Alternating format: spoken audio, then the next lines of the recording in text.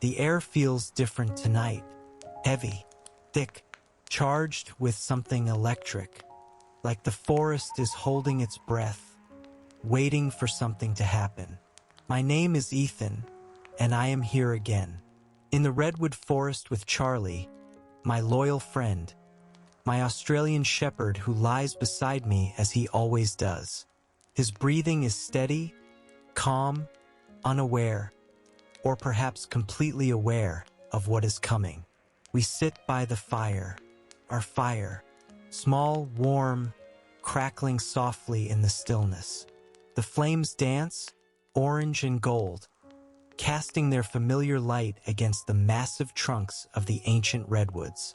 These trees have seen countless storms, countless seasons.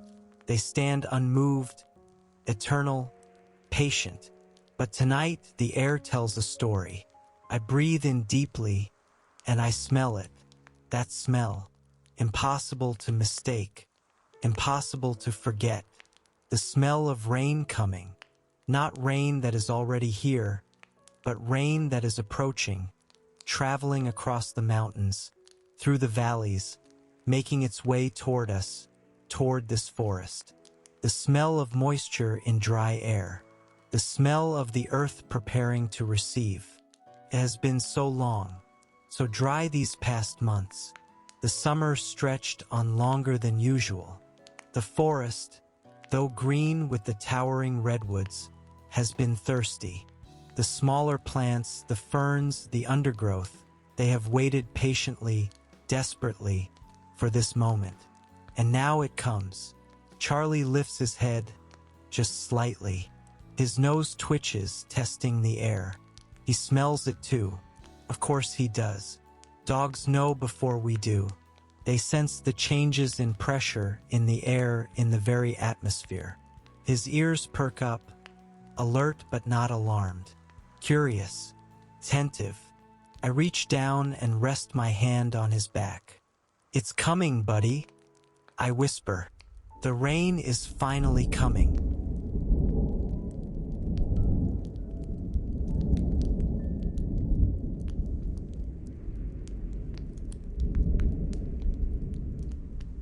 He looks at me, his eyes reflecting the firelight.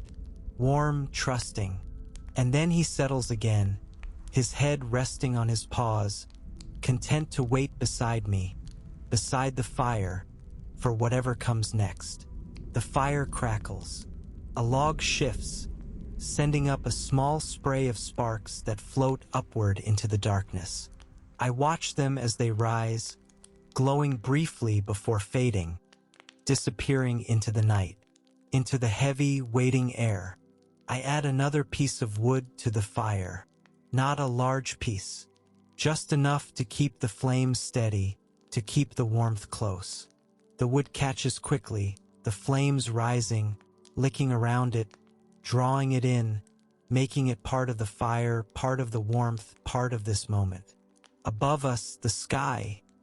I cannot see it, not through the canopy of the redwoods, but I know it is there, heavy with clouds, dark, pregnant with rain. The stars are hidden tonight, covered, waiting like everything else for the rain to come. The wind begins just slightly, a whisper through the trees, a gentle stirring of the air. The redwoods sway imperceptibly, their branches so high above, moving in ways I cannot see. But I hear them, the soft rushing sound of wind through needles, through branches. Ancient, soothing, and then I hear it, distant, so distant, almost imagined. The sound of rain falling somewhere out there in the forest, beyond where I can see, beyond where the firelight reaches. But it is there. I know it. I can hear it. A soft rushing, like a river far away. The rain is walking toward us through the trees. Slow, inevitable, patient. Charlie's ear twitches. He hears it too. I close my eyes for a moment and breathe. The smell is stronger now. The petrichor, that ancient word for the scent of rain on dry earth. It is coming. I can taste it in the air. mineral, fresh, alive.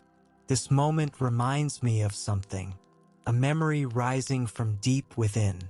Like the rain, it comes slowly, gently, making its way to the surface. I was young, maybe 7, maybe 8. We were camping, my father and I, and Scout.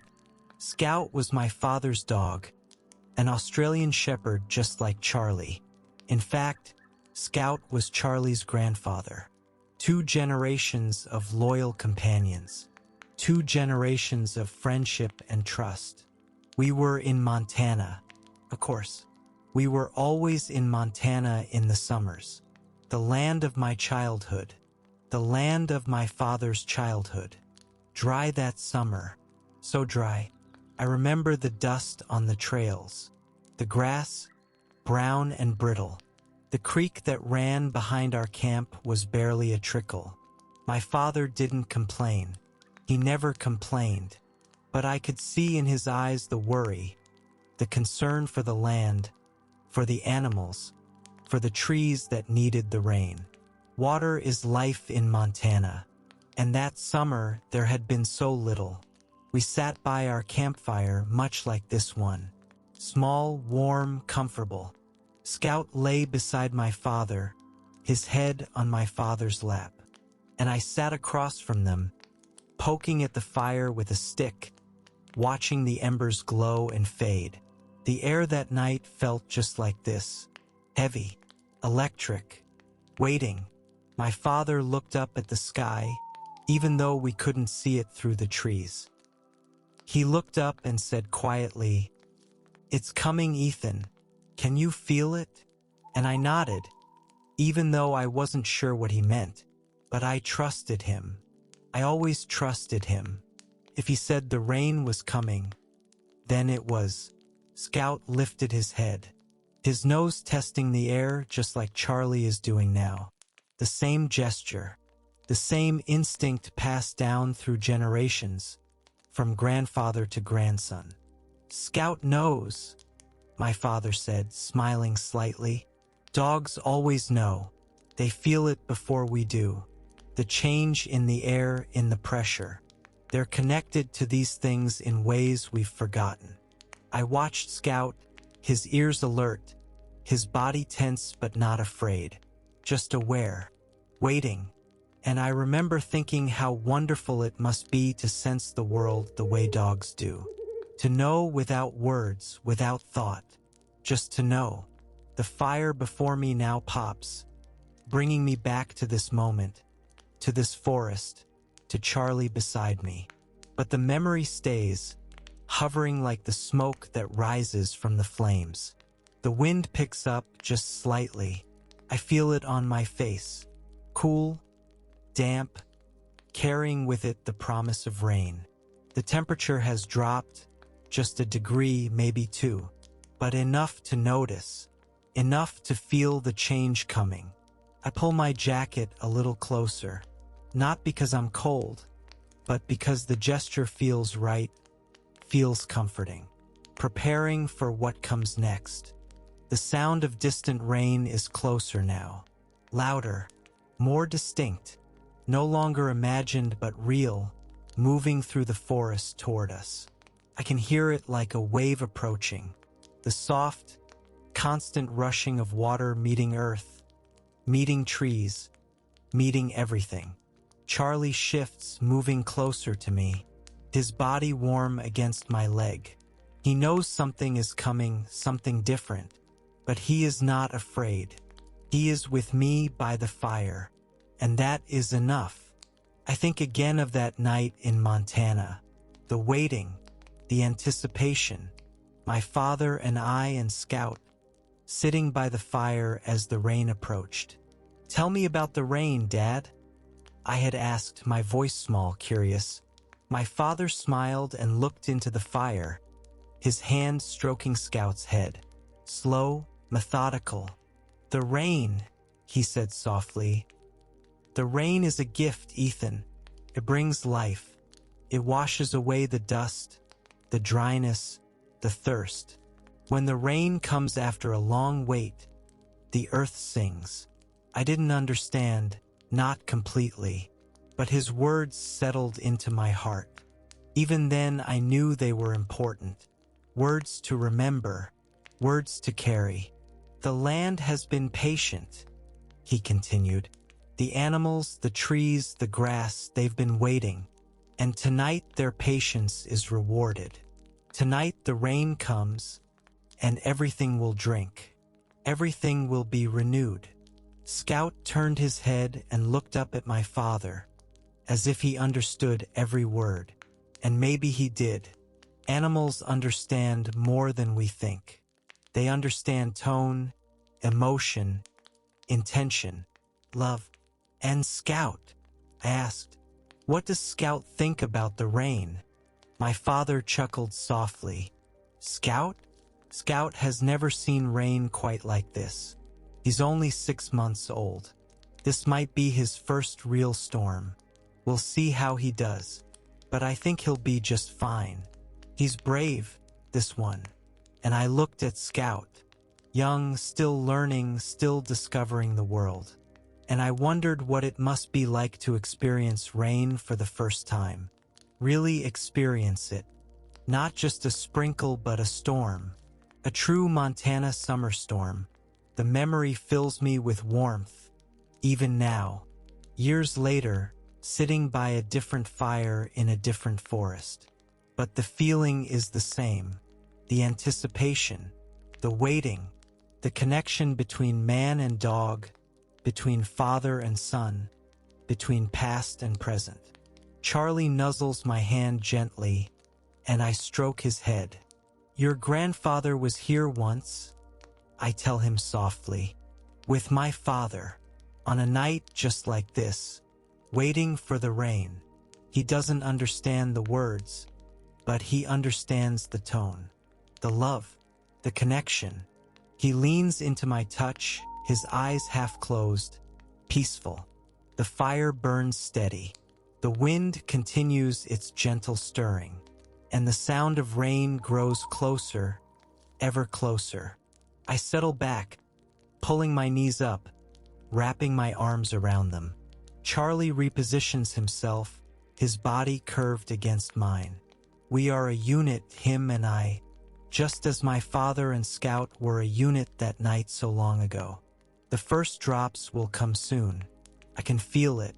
The air is so heavy now, so full, it cannot hold back much longer. The earth beneath me seems to wait with bated breath. The trees, the plants, the very soil, all waiting for that first touch of water. I remember how Scout reacted that night, when the first drops came. He had been lying peacefully, but the moment the first raindrop hit his nose, his eyes flew open. He looked up, startled, confused. What was this? This wetness from the sky? My father laughed, a warm, gentle sound. It's okay, boy. It's just rain. It won't hurt you. But Scout wasn't sure. He stood up, shaking himself, looking around as if trying to find the source of this strange sensation. Another drop hit his back, then another on his head. He backed up closer to my father, seeking reassurance, his tail tucked slightly. Not terrified, but uncertain. This was new. This was unknown. Come here, Scout, my father said, patting his lap. And Scout came, climbing into my father's lap even though he was getting too big for it. My father wrapped his arms around the young dog, sheltering him from the increasing drops. It's all right, my father murmured. The rain is good. The rain is life. Listen to it. Feel it. There's nothing to fear. And slowly, gradually, Scout began to relax. His body, which had been tense and rigid, began to soften. He turned his head, watching the rain as it began to fall more steadily around us. His nose twitched, taking in this new scent, this new experience. Within minutes, he was calm. And within 10 minutes, he had wriggled out of my father's arms and was standing at the edge of our camp, head tilted up, letting the rain fall on his face. Curious now, accepting, maybe even enjoying it. "See," my father said to me, "he just needed a moment to understand. That's all any of us need when something new comes into our lives. A moment and someone we trust beside us." I understood. Even as a child, I understood what he was really teaching me. Not just about dogs and rain, but about fear and trust and change. Here, now, I stroke Charlie's head and wonder if he remembers the stories passed down somehow through his bloodline. Do dogs carry memories in their genes? Do they know the experiences of their ancestors? I don't know, but there is something in the way Charlie waits, calm and trusting, that reminds me so much of how Scout eventually became that night. That acceptance, that peace. The rain sound is very close now. It's no longer in the distance. It's here at the edges of our camp, beginning to touch the outermost trees of this grove. And then, there, the first drop. It lands on my hand. Cool, perfect, real. I look down at it, this small miracle. Just a drop of water, but after so much dryness, after so much waiting, it feels like everything. Another drop lands on Charlie's back. His ear twitches, but he doesn't move. He simply watches, waits, trusts. More drops now, scattered, sporadic, finding their way through the thick canopy of the redwoods. They land on the ground around us, on the rocks, on the tent fabric behind us. Each one makes its own small sound, a tiny percussion symphony beginning. I close my eyes and tilt my face up slightly. A drop lands on my cheek, then on my forehead. Cool, clean, perfect. The rain has arrived. After days of waiting, weeks of dryness, it has finally arrived. And it feels like coming home. Feels like relief. Feels like the earth sighing in gratitude. The fire hisses slightly as drops begin to find their way to the flames. Not enough to put it out. Not yet. Just enough to make it protest, to make it sputter and steam. I breathe deeply, and the air is different now. Cleaner, fresher, full of moisture and promise. The smell of petrichor is everywhere. That beautiful scent of rain on dry earth. It's intoxicating. It's life itself. Charlie shifts again, repositioning so he's more under the edge of the tent, staying dry but still close to me, still by the fire. Smart dog. He knows how to be comfortable. I should probably move under the tent too. The rain is gentle now, but it will grow. That's how these things work.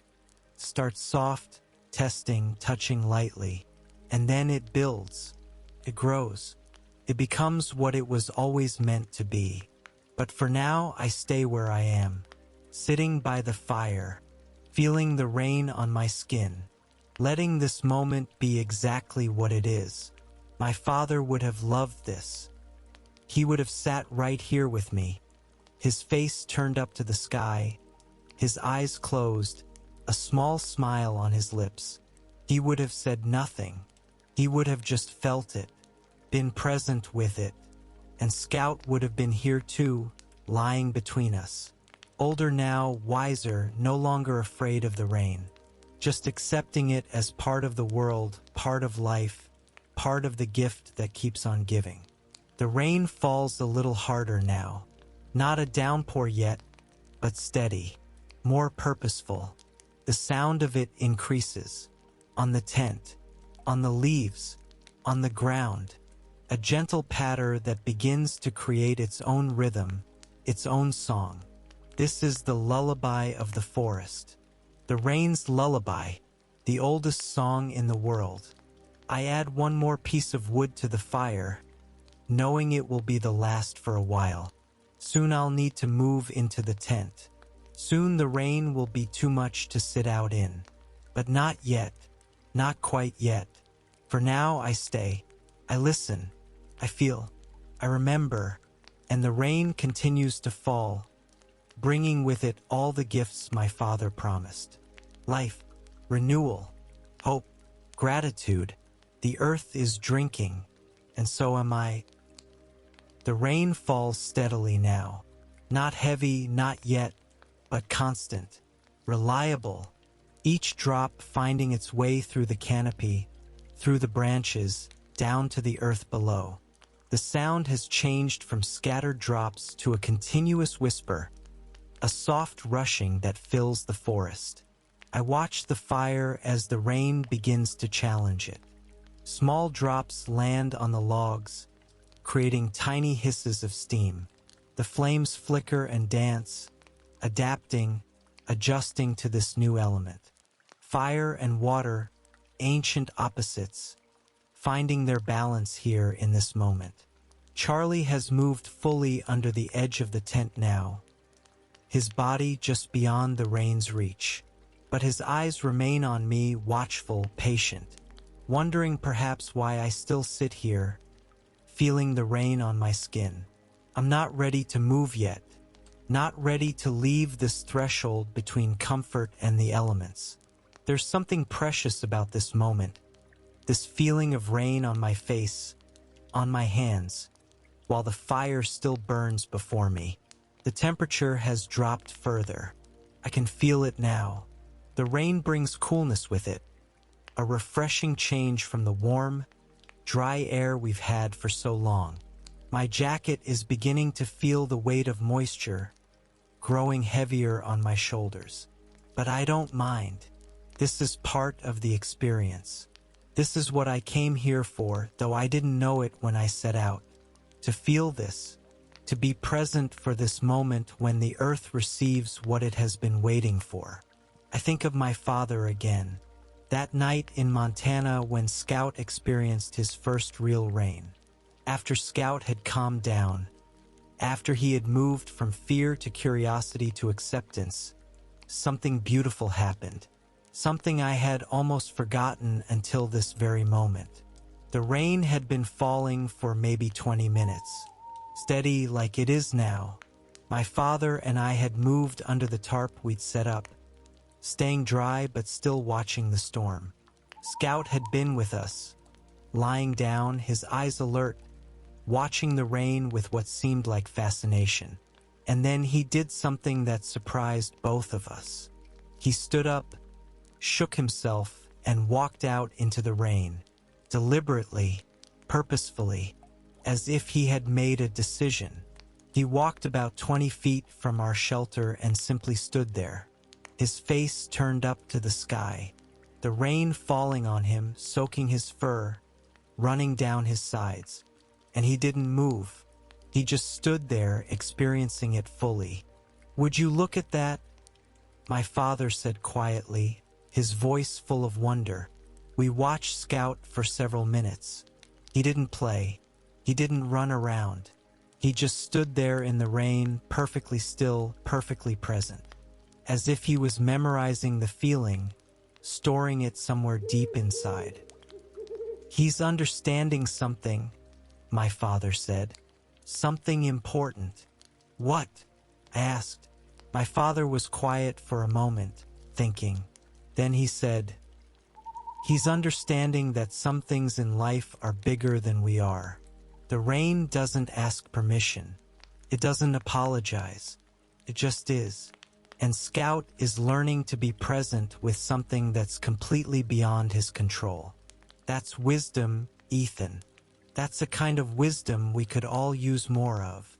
I remember those words now, all these years later, and they settle into my heart with even more weight than they did back then. Some things are bigger than we are. The rain doesn't ask permission.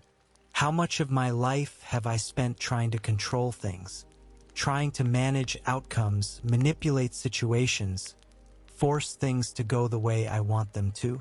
The city life I've built is all about control. Schedules, deadlines, plans, strategies. But here, in the forest, with the rain falling around me, I am reminded that control is mostly an illusion. The rain comes when it comes.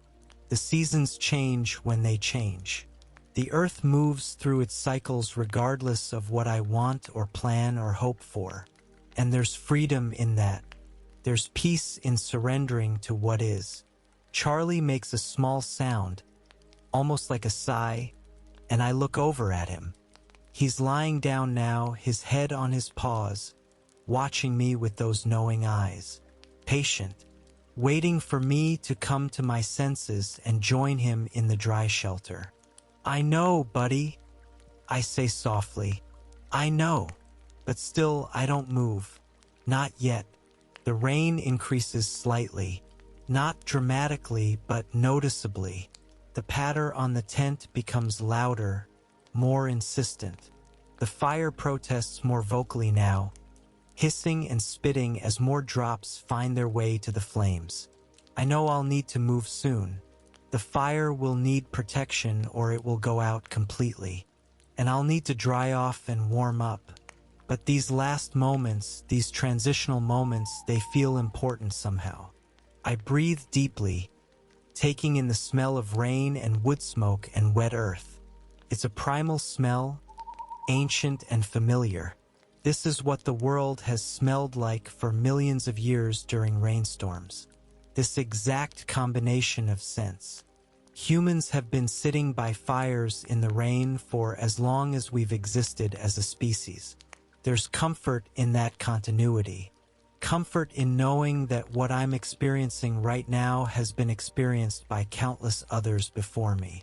My father, my grandfather, and even further back, ancestors whose names I'll never know, sitting by fires, watching the rain, feeling small and large at the same time. The memory shifts.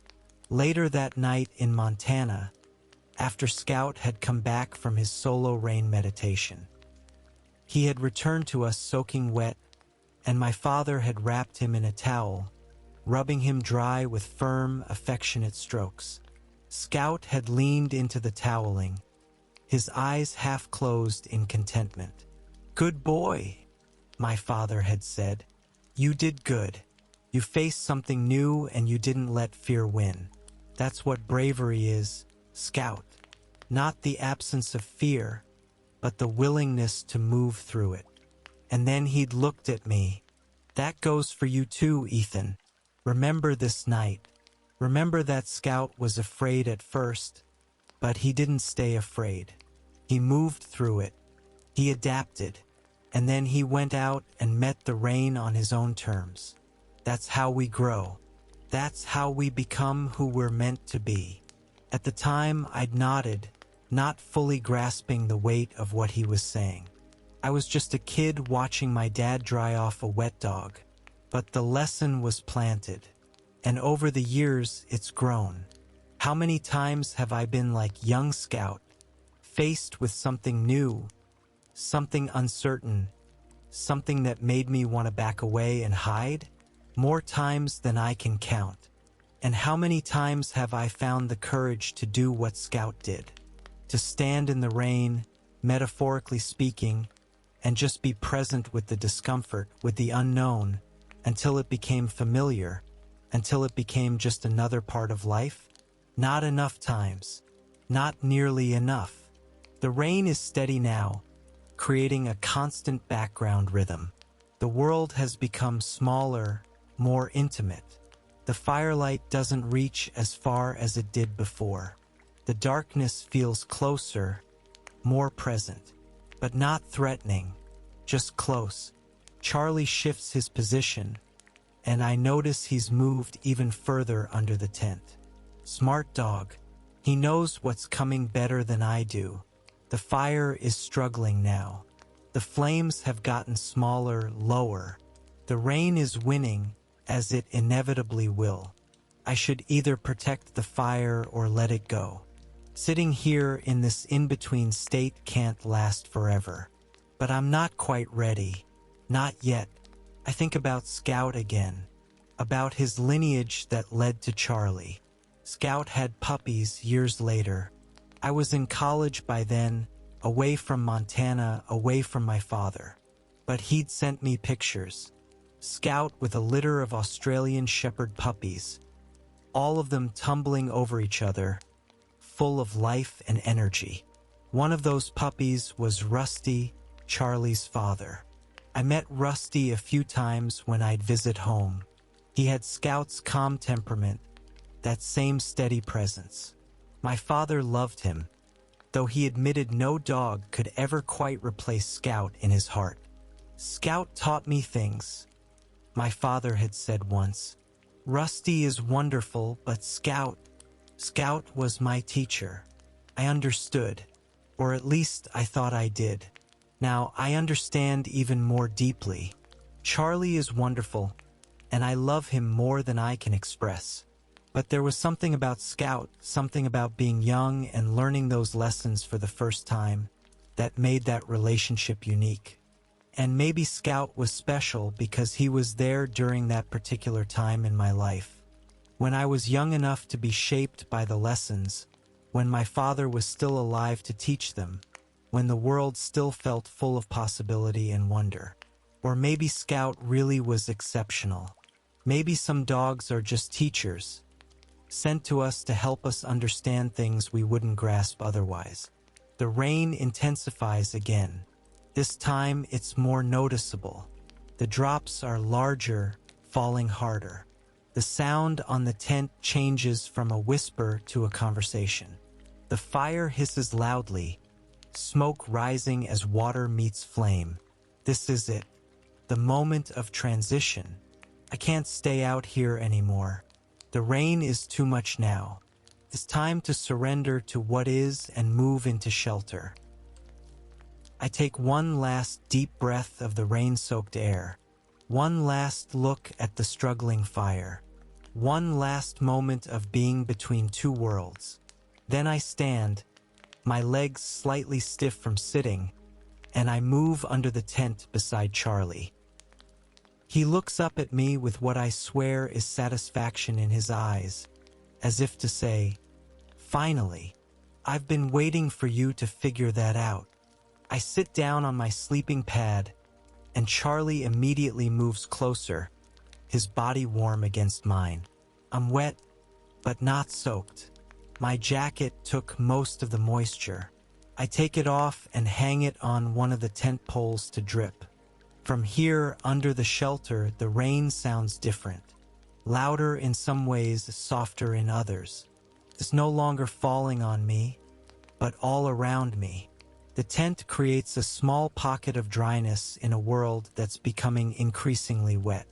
The fire is barely hanging on now. Just a few stubborn flames clinging to the driest parts of the wood, surrounded by smoke and steam. I could try to save it, build a cover over it, feed it drier wood from my protected supply.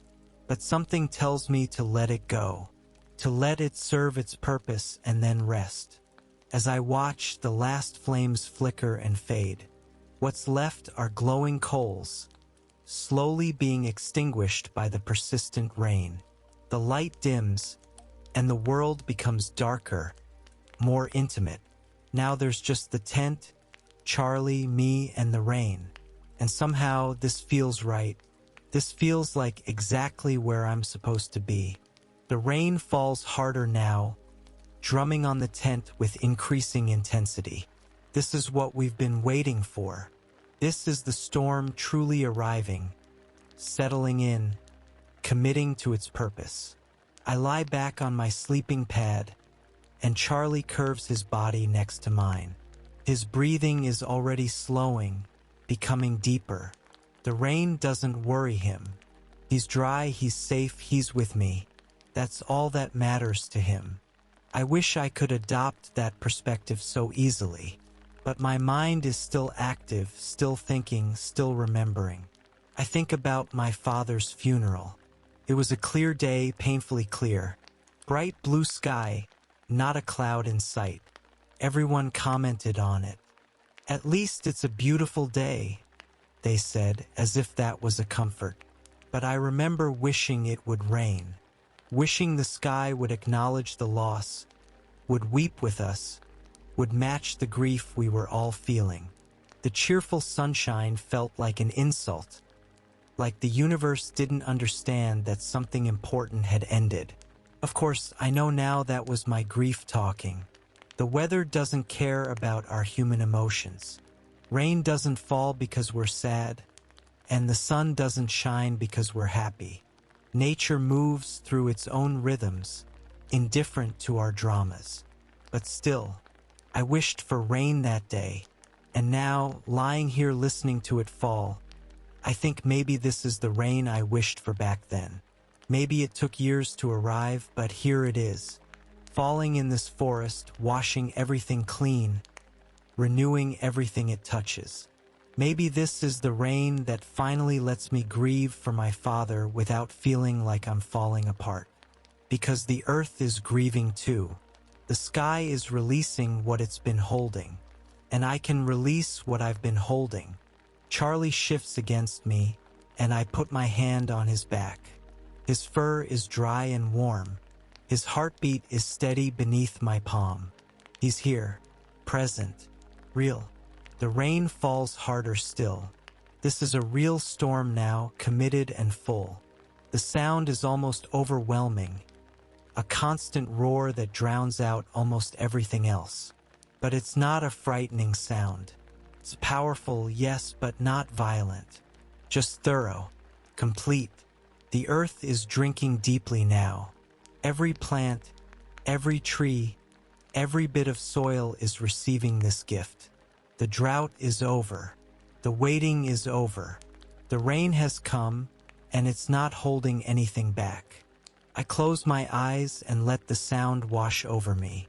Let it fill my mind, push out the thoughts, the memories, the grief, the regrets. There's just the rain now, just this moment, just this experience of being held by the forest while the sky gives everything it has. And somewhere in that sound, I hear my father's voice, not literally, but in my heart. The rain is a gift, Ethan. The rain is life. Yes, Dad. Yes, it is. And lying here, dry and safe with Charlie beside me, listening to the storm, I finally, fully understand what he meant. The storm has settled into its rhythm now. No longer building, no longer intensifying. Just steady, constant rain falling through the darkness. The sound is hypnotic, a white noise that seems to erase everything else. Time feels different here, slower, or perhaps it's just that I've stopped paying attention to it. I lie on my back, staring up at the tent fabric above me. I can see the rain hitting it, see the small impacts, the way the material flexes slightly with each drop. In the dim light that remains from outside, the tent glows faintly, creating a small world within the larger world of the forest. Charlie is fully relaxed now, his body heavy with sleep beginning to take hold. His breathing has become that perfect rhythm, deep and slow, in and out, in and out, the breathing of complete peace, complete trust. I match my breath to his without thinking about it. It's something I've learned to do over the months we've been together. When I'm anxious, when my mind won't stop, I breathe with Charlie, and somehow his calm becomes my calm. His peace becomes my peace. The rain continues its percussion on the tent.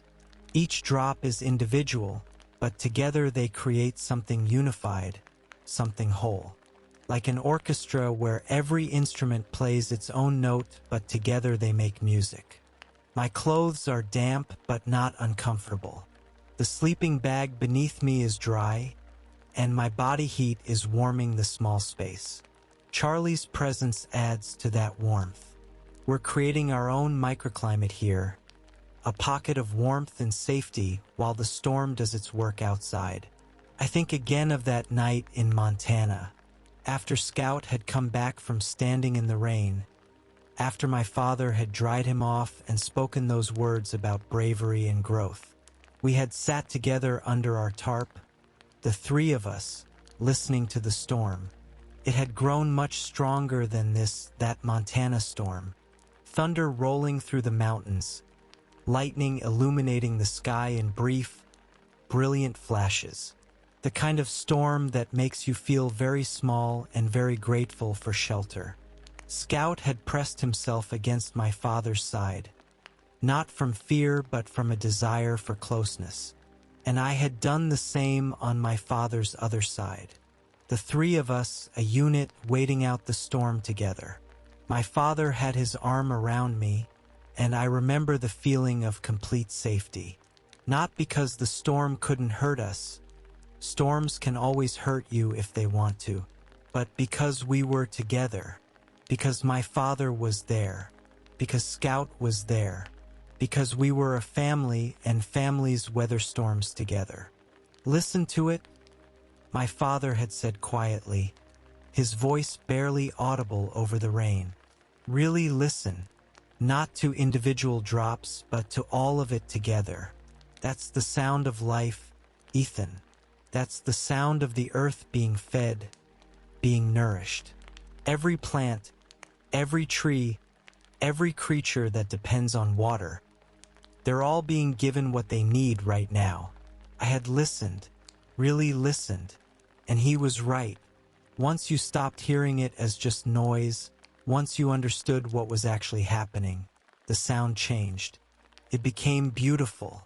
It became a symphony of survival, of renewal, of continuation. Here now, in the Redwood Forest, I listen again. I listen the way my father taught me to listen. And I hear it, not just rain hitting a tent, but life being sustained. The forest drinking, the earth replenishing, everything that has waited now receiving. The sound is deep and full, surrounds us completely. There's nowhere in this forest that isn't touched by it. Every leaf, every branch, every inch of ground, all of it receiving this gift. Charlie shifts slightly, pressing closer against me. His warmth seeps through my clothes, into my skin. I wonder what he's dreaming about. Chasing squirrels, probably. Or running through open fields. Or maybe he's dreaming about this. About rain and shelter and the comfort of being close to someone who loves him. I think about the lineage again. Scout to Rusty to Charlie. 3 generations of dogs, each one carrying something forward. Not just genes, not just physical traits, but something more. A temperament, a way of being in the world, a capacity for loyalty and trust and peace. Scout taught my father patience. He taught him to be present. He taught him that fear is natural but doesn't have to be permanent. And my father, in turn, taught those lessons to me. Now Charlie is teaching me, or maybe reminding me of what I learned all those years ago but forgot in the rush of city life, in the pursuit of success, in the noise and hurry of everything I thought was important. Charlie reminds me every day that presence is enough, that loyalty is valuable, that rest is not laziness but necessity, that rain is just rain, not something to fear or resent, but something to accept, to shelter from, to listen to. The rain continues, steady and sure. I close my eyes and let the sound fill me completely. It's easier to do this in the dark with my eyes closed. The rain becomes everything. My whole world shrinks to this tent, this sleeping bag, this dog beside me, and this sound that encompasses all of it. I breathe slowly, deeply, matching Charlie's rhythm, and with each breath, I feel myself letting go of something. Tension I didn't know I was carrying. Worry about tomorrow, about next week, about the future. All of it seems less important here, less urgent, less real. What's real is this moment. The rain, the warmth, the breathing, the now. My father used to say that most of our suffering comes from living in the past or the future. Regret about what was, anxiety about what might be. But this moment right now is usually okay. usually bearable, usually even good if we let ourselves really be in it. I think I'm finally understanding what he meant. This moment is more than okay. This moment is perfect in its own simple way. I'm dry. I'm warm. I have Charlie beside me. The rain is falling, feeding the earth, doing what rain does. And I'm here, alive, breathing, experiencing it all. What more could I possibly need? The memory shifts again to another moment from that Montana camping trip. It was the morning after the storm. The sun had come out, bright and clear. Everything was wet, dripping, glistening. The whole world seemed to sparkle. My father and I had gone for a walk, Scout bounding ahead of us, full of energy after the long night of rain. The air smelled incredible, that after-rain smell, but intensified. Pine and earth and water and life, all mixed together into something almost intoxicating. We walked down to the creek, the one that had been barely a trickle the day before. It was transformed, not a raging river, but a proper creek now. Water flowing over rocks, creating small waterfalls, filling pools. The sound of it was joyful, celebratory. Scout had waded right in, not caring that he was getting wet again. He splashed and played, biting at the water, chasing the current. Pure happiness. My father and I sat on a large rock by the creek's edge, watching Scout play, listening to the water, feeling the sun warm on our backs. For a long time, neither of us spoke. There was nothing that needed to be said. Finally, my father broke the silence. "This is what it's all about, Ethan," he said. "Not the planning or the preparing or the worrying about whether everything will work out. It's about this, being here, watching Scout play in the water, feeling the sun, knowing that yesterday we needed rain and today we have sun, and both are gifts. Both are exactly what we need when we need them." I remember looking at him, this man who was my whole world at that age. He looked peaceful, content, like someone who had figured out something important about life and was trying, gently, to pass it on to me. "Will you always be here, Dad?" I had asked. A child's question, innocent and impossible. He smiled, but there was sadness in it. "No, Ethan, I won't. Nobody is here forever. But that's okay. That's part of it too. We get the time we get and we try to make it count. We try to be present for it. And when our time is done, we leave behind what we can. Love, lessons, memories. Like Scout." I asked.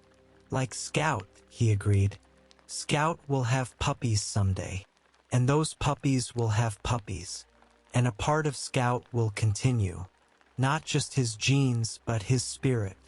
The things that make him who he is, they'll carry forward. And a part of me will continue through you. The things I'm teaching you, the way I love you, the time we spend together. All of that becomes part of who you are. And someday, you'll pass it on to someone else." At the time, I didn't fully grasp what he was saying. I was too young, too innocent, too certain that my father would always be there. But now, lying in this tent with Charlie beside me, I understand completely. My father is gone. Scout is gone. But they're also both right here in this moment. In the lessons I remember.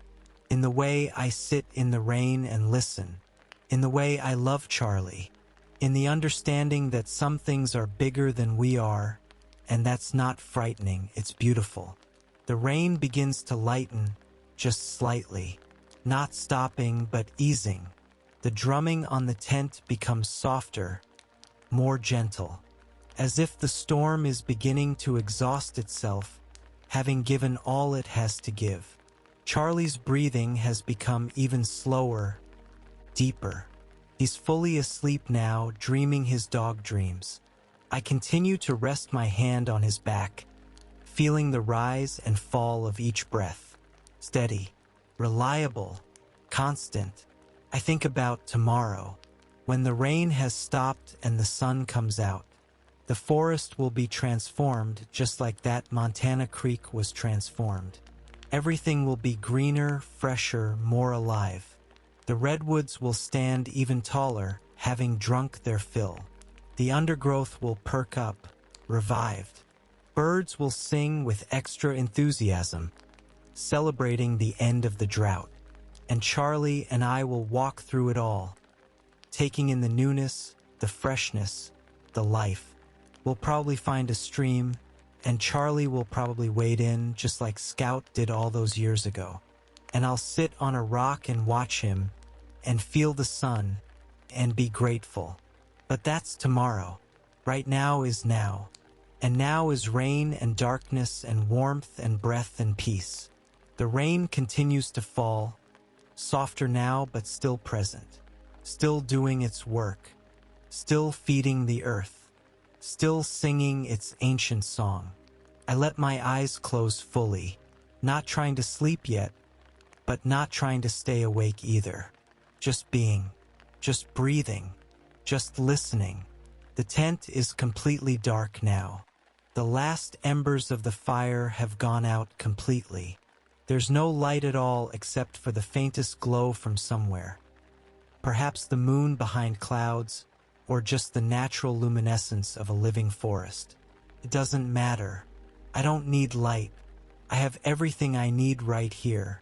Charlie beside me, the rain above me, the earth beneath me, the memories within me, my father's voice in my heart, saying again what he said that day by the creek.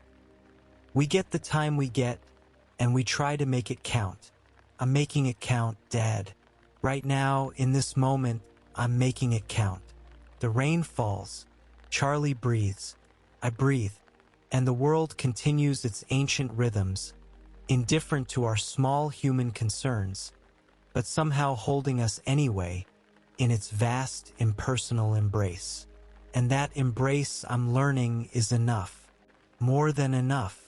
It's everything. The rain has softened to a gentle whisper now. Still present, still falling, but with less urgency, less insistence, as if it knows its work is nearly done, and it can afford to be gentle now, to touch the earth lightly, tenderly, like a final caress before parting. I lie completely still, my body relaxed in a way it rarely is in the city. My muscles are loose, my jaw is unclenched. My shoulders have dropped away from my ears. Even my breathing has changed, becoming slower, deeper, more natural. Charlie is fully asleep, his body completely limp against mine.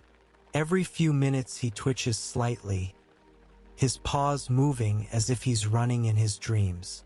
I smile in the darkness, imagining what he's chasing. What joy he's experiencing in that dream world where dogs can run forever and nothing ever catches them because the running itself is the point. The sound of the rain is almost meditative now. It's no longer a roar or even a conversation.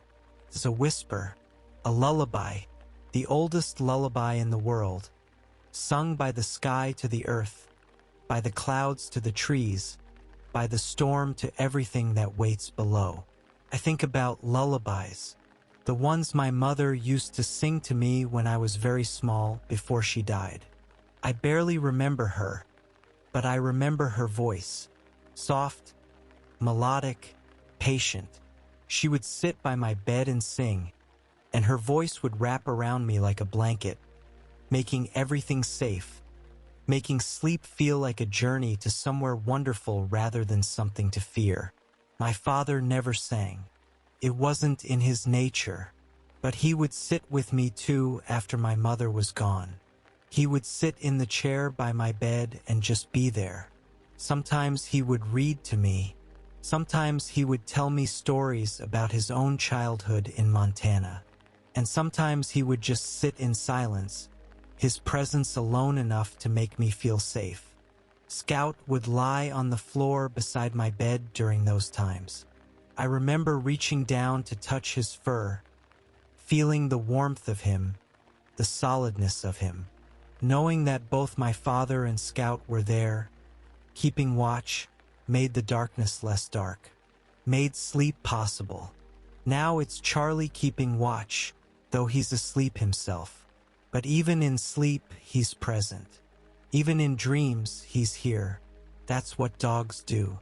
They stay. They don't leave. They don't abandon. They're loyal in a way that's almost incomprehensible, almost holy. The rain continues its gentle falling. I can hear individual drops now, distinct from each other. Plop, plop, plop, each one making its own small sound on the tent fabric. Each one a tiny miracle water that fell from the sky to give life to the earth. My father told me once that every raindrop has traveled, that it evaporated from the ocean or a lake or a river, rose up into the sky, formed into clouds, traveled on the wind, and then fell again. Every drop has a journey. Every drop is a traveler returning home. We're like that too, he'd said. We come from the earth, we live our lives, we travel and experience and grow, and then we return to the earth. It's not sad. It's just the way things are, the way they've always been, the way they'll always be. At the time, I didn't want to hear about returning to the earth. I was young. Death was abstract, frightening, something that happened to other people, not to my father, not to me. But now I understand what he meant. There's comfort in being part of something larger, something cyclical, something eternal. We're not separate from nature. We are nature. Our bodies are made of the same elements as the stars, the same atoms as the rain, the same substance as the trees. When my father died, when his body returned to the earth, he didn't disappear. He transformed. He became part of the soil, the air, the water cycle, part of everything. And in a way, he's here right now in this rain, in this forest, in this moment. That's not mysticism. That's just physics. That's just the way matter and energy work. Nothing is ever truly lost. It just changes form. Charlie sighs in his sleep, a deep, contented sound. I stroke his head gently, careful not to wake him. His fur is so soft, so warm. Living warmth, present warmth. The kind of warmth that reminds you that you're alive, that you're here, that this moment is real and precious and finite. The rain is so gentle now it's almost not rain at all. More like mist, like the forest is breathing, and this is its breath made visible. The sound is barely audible, just a soft static in the background of everything. I think about what comes next. Tomorrow or later today, I've lost track of time completely, and it doesn't matter. The sun will come out eventually. The world will dry. The forest will steam as the heat returns. And everything will be different, changed by the rain. Renewed, I'll pack up the tent. Charlie and I will walk back through the forest to the car. We'll drive back to the city, back to my apartment, back to the life I've built there. Work, responsibilities, schedules, the noise and rush of it all. But I'll carry this with me, this night, this rain, this peace. Just like my father carried Montana with him wherever he went. Just like I carry him with me even though he's gone. We carry what we love. We carry what shapes us. We carry the lessons learned in quiet moments, in storms, in the presence of those we trust. And those things we carry, they change us from the inside out. They make us different, better if we let them. The rain has almost stopped now, just occasional drops, random and scattered. The storm has passed. The earth has drunk its fill. The gift has been given and received. Charlie stirs slightly, sensing perhaps the change in the air, the shift in the atmosphere. But he doesn't wake. He just adjusts his position, getting even more comfortable, and settles deeper into sleep. I should sleep too. I'm tired, deeply tired in a good way.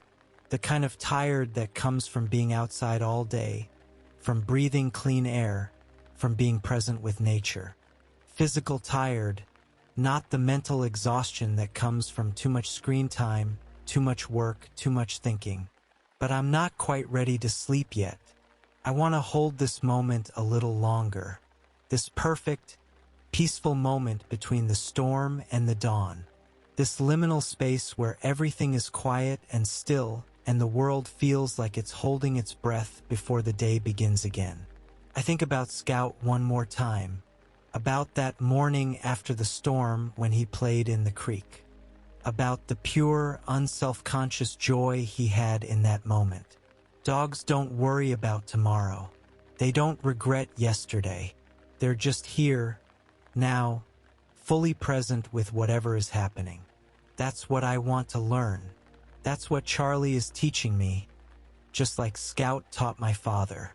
How to be here, how to be now, how to experience joy without guilt, peace without anxiety, love without fear. It's harder for humans. We have these big brains that are always thinking, always planning, always worried. But maybe that's why we have dogs, to remind us, to show us by example how to be present, how to be loyal, how to rest when it's time to rest and play when it's time to play, and not mix the two up or feel guilty about either. The rain has stopped completely now. I can tell by the absence of sound. It's not total silence. The forest is never truly silent. There are small sounds, dripping water from leaves, a gentle breeze moving through branches, the settling sounds of a forest that has just been thoroughly soaked. But the active rain, the falling rain, is done. The storm has passed. I feel something shift inside me, a release, like I've been holding something tight and can finally let it go. Maybe it's grief for my father. Maybe it's anxiety about the future. Maybe it's just the tension of daily life, finally unwinding in this quiet space. Whatever it is, I let it go. I release it into the darkness, into the aftermath of the storm, into the earth that has just received so much water. The earth can take it. The earth can transform it, just like it transforms everything. Charlie's breathing continues, steady and slow, in and out, in and out, the most reliable rhythm in my life, the heartbeat of this moment. I close my eyes fully now, ready to sleep, ready to let go of consciousness, to drift into dreams, to rest. Tomorrow will come. The sun will rise. The world will continue. But right now, in this perfect now, there is only this. Rain-washed air, gentle breathing, warmth, safety, peace. My father was right. The rain is a gift. Life is a gift. This moment is a gift. And I am grateful. So grateful. The last thing I'm aware of before sleep takes me is Charlie's warmth against my side, his steady breathing, and the scent of rain-soaked earth, the smell of life, the smell of renewal, the smell of home. And then I'm drifting, floating, letting go, surrendering to sleep the way Scout surrendered to the rain, the way the earth surrendered to the water, the way everything eventually surrenders to what is. The rain has stopped, the storm has passed, and we are here, together, safe, warm, and that is enough. That has always been enough. That will always be enough. Sleep comes now, gentle as rain, soft as breath, inevitable as morning. Sleep comes and I welcome it. Charlie breathes beside me, in and out, and I breathe with him, matching his rhythm, becoming part of his peace. The forest breathes too. The whole earth breathes, and we are all part of it, all connected, all one. The rain has watered the earth. Sleep waters the soul. And tomorrow everything will grow. But that is tomorrow. Now is now. And now is perfect. Charlie. Breathing. Warm. Rain. Stopped. Peace. Sleep. Coming. Welcome. Here. Now. Home. Sleep. Peace. Home.